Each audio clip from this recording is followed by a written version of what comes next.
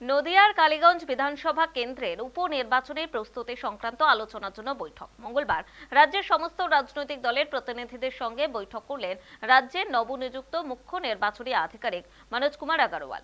এদিনের এই বৈঠকে তৃণমূলের পক্ষ থেকে উপস্থিত ছিলেন কাউন্সিলর দেবাশিস কুমার। অন্যদিকে প্রধান বিরোধী দল বিজেপির পক্ষ থেকে প্রতিনিধিত্ব করেন কেয়া ঘোষ।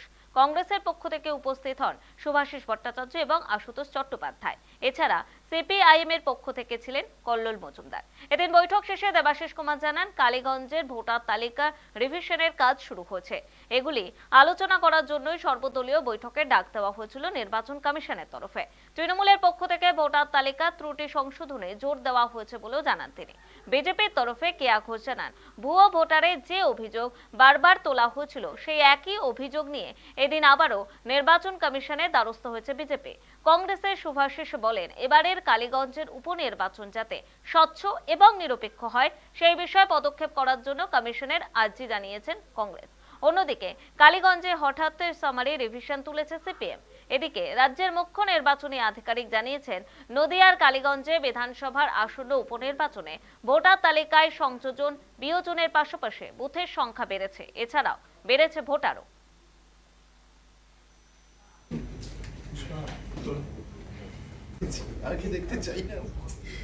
আমার দলের তরফ থেকে আমরা আবার বলেছি যে এবছর আমরা আইডেন্টিফাই করেছি অনেক একই এপিক নাম্বারে একাধিক ভোটার, সেইটা যাতে বাদ যায় এবং যারা এই কাজটা করেছেন তাদের জন্য রেসপন্সিবিলিটি ফিক্স আপ করা যায়। দেখুন, আসন্ন কালীগঞ্জ উপনির্বাচনের কারণে এই বৈঠক ডাকা হয়েছিল। তড়িঘড়ি বৈঠকে আমরা এসেছিলাম।